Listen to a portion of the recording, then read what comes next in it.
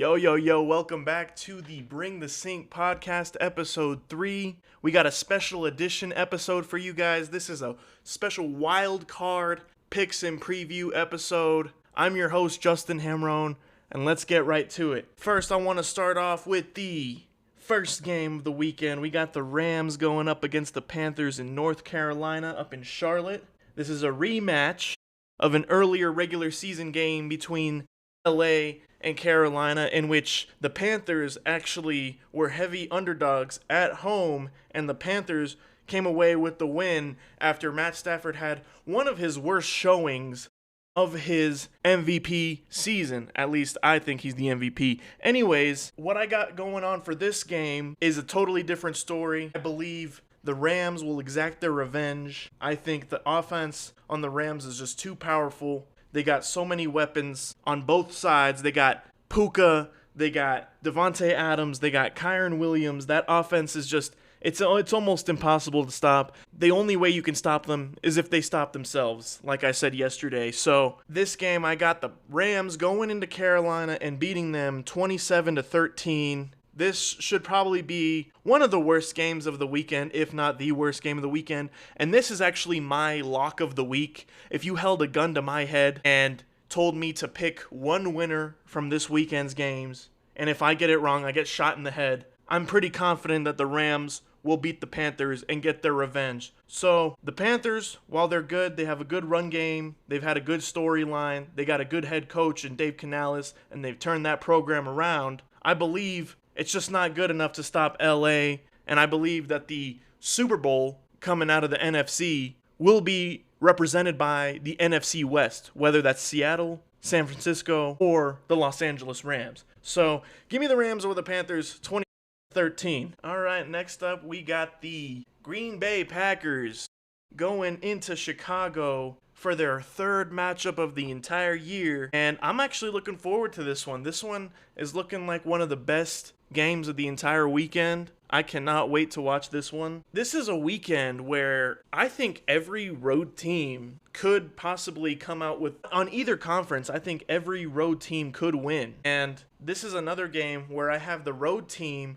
going into Chicago and beating the Bears. Now, I kind of hope I'm wrong on this one because the Bears have been so much fun to watch this year, and it's been such a great storyline to see Ben Johnson turn around that entire program out in Chicago. But the Packers are getting healthy. They're fully healthy on offense at least. Defensively, they got a lot of weaknesses, and I think the Chicago Bears could take advantage of those weaknesses, but it's going to be a very, very cold game. And Jordan Love, especially in the wild card round, Jordan Love has played almost perfect. So Jordan Love has done it as a 7th seed before. He's gone into Dallas and put 48 on that Dallas defense back in, I think, 2023 or 2024. So give me the Packers going into Chicago and beating the Bears 22-19. Kind of an odd score, but Packers fully healthy on offense. They got Christian Watson. Pretty much all their offensive players were full participants in practice this week.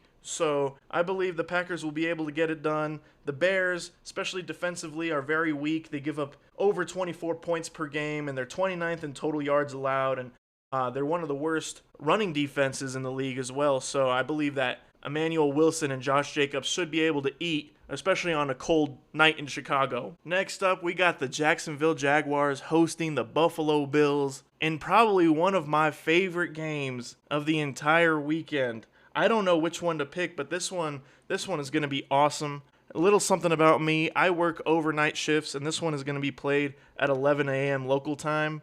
And this is definitely one that I'm going to wake up early for, and I'm going to wake up eager for, knowing that I'm not going to get a lot of sleep, but I don't care because I'm going to be watching the Jaguars versus the Bills. So let's get into it. This one is probably, as much as I like the Bills, as much as I love Josh Allen and James Cook and what that offense has going on, and even, some of the signings they had and some of the guys that they brought in with Christian Benford and Joey Bosa has really improved that team. But for the most part, this is kind of a skeleton Buffalo team. And I know everybody's saying, oh, well, why don't Josh Allen better win the Super Bowl this year? He's going to be a total fraud. There's no Patrick Mahomes or Lamar Jackson or anything. But no, this is one of the weakest Buffalo teams going into the playoffs out of Josh Allen's entire career. So, with all that being said, this is also a nightmare matchup for the Buffalo Bills. Everything that they do correctly, everything that they excel at, every single one of their strengths can be defended properly by the Jacksonville Jaguars. The Bills are one of, if not the best rushing team in the entire NFL, and the Jaguars are one of the best rush defenses in the entire NFL. I don't think they've allowed a single 75-yard rusher throughout the entire season. And if the Bills, we've seen the Bills struggle the most when they can't run the football. All of their losses have included games where they either go away from the run because it's not working, or they just don't feed James Cook. And this is one of those games where I think even if you feed James Cook, it's not going to matter that much for you. And not only that, but the Jacksonville Jaguars are on a huge roll right now. They're totally on fire. Trevor Lawrence is playing like an MVP candidate over the last 7 games. He's been one of the best quarterbacks in the entire NFL. That Buffalo defense, while good, I still don't believe it has enough weapons or enough firepower to stop that Jacksonville offense. So give me Jacksonville beating the Bills in a high-scoring affair, 38-31. Like I said, I hope I'm wrong about this one. I like Josh Allen. I like the Bills. I like to see them succeed. I'm not a Bills fan necessarily, but I do believe that this is quite literally the worst matchup for the Buffalo Bills. So give me the Jags over the Bills in this week. All right, next up, we got the Philadelphia Eagles going up against the San Francisco 49ers, and this game is being played at Lincoln Financial Field. This is in Philadelphia, and this one is kind of interesting because it really depends on who plays and who's healthy. I know Trent Williams is trending towards playing, and I think Lane Johnson also secretly revealed that he might be playing as well, and that's a big game changer for both teams. I think Lane Johnson changes that Philadelphia offense dynamic so much and makes them so hard to beat, both running the football and giving Jalen Hurts a lot more time to make his reads and find the right guy, and even tuck it and run if he can't find anybody open. So with all that being said, San Francisco, defensively, they got so many injuries right now. That defensive squad doesn't have a whole lot of weapons, and they're missing a lot of guys. I know they're missing Bosa, and they're missing Fred Warner, so that defense is looking kind of like Swiss cheese right now. And I know that the Philadelphia offense has been clunky as of recently, pretty much the entire year, with Kevin Patullo calling the plays, but I just think that Philadelphia defense, a top 5 unit in the entire league. We've seen San Francisco struggle against these really, really good defenses all season long, so I believe that Philadelphia will be able to take care of business at the end of the day. I got Philadelphia winning 24-17 at home against San Francisco. Now, you guys know how I feel about Philadelphia. I hope I'm wrong about this one too, but I just think that Philadelphia defense is too much for San Francisco. Up next, we got the LA Chargers going into New England, facing the New England Patriots. Now, this one's an interesting game because the Patriots are looking like an absolute juggernaut, and they've been blowing out teams all season long. But that schedule has benefited them in more ways than one. I think that schedule has given them a lot of confidence to go out and perform at their best. It's given Drake May a lot of room to grow and a lot of room to improve and become an MVP candidate. And whether it's him or Stafford, I wouldn't be mad who wins, but I personally, I believe it's Stafford, like I said. But you got to understand one thing about this Chargers team is that they're being coached by Jim Harbaugh, and Jim Harbaugh is a dog, and he's a leader of men. Not to say that Mike Vrabel isn't a dog, he's also a dog, but Jim Harbaugh, he is that alpha dog.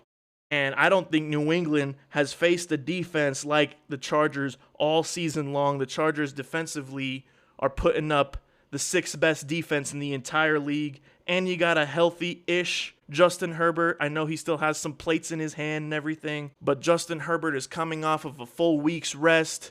You got a lot of other stars that were bruised up that are coming off of a full week's rest because they rested their starters last week against the Denver Broncos in Week 18. for my upset of the week. Give me the Chargers going into New England and beating the Patriots 28-24. And for our last game of the Wildcard Weekend, what a special Wildcard Weekend. I truly cannot wait to watch every single one of these games. We probably have the most, or probably the second most underwhelming game. We have Pittsburgh hosting the Houston Texans, and the Houston Texans should be able to take care of business, but I'm not going to pick them. And the only reason I'm not going to pick them is because the both times that they've won the wild card in the last couple of years with DeMeco Ryans and CJ Stroud, they've won it at home. And playing in Pittsburgh at Acrisure Stadium, that is a completely different ball game. It's going to be tough. It's going to be cold. These dome teams don't really play well in the playoffs on the road. Give me Pittsburgh beating the Texans 17-13. This is another one of those games where it could truly go either way, and pretty much all of these games could go either way. But I think the thing that sold me on Pittsburgh winning this game has nothing to do with any of the performances by the Pittsburgh players or the coaching staff for that matter. I just don't believe that both 5 seeds on both conferences will be able to take care of business this weekend. Usually, historically speaking, at least one 4 seed takes care of business. So with the Rams beating the Panthers in my predictions, that leaves me to pick the Steelers over the Texans. They're a lot more evenly matched than the Rams versus the Panthers. So give me Pittsburgh. Let me get Aaron Rodgers getting another playoff W to add to his historic Hall of Fame resume. And I got them beating them 17-13. It's a pretty low-scoring game. Both sides have pretty good defenses, especially it's going to be a night game. It's going to be real cold, and I think it's going to be a good night for the Pittsburgh Steelers and their fans. Anyways, thank you guys so much for listening. This was a special edition, short episode. We'll be back after the Wildcard Weekend concludes to go over and analyze all the games, and I might get all of these right. I might get all of these wrong. We will totally see. It's gonna be a good one, and I'm truly looking forward to it. Thanks again for listening, and Justin Hamroun signing off.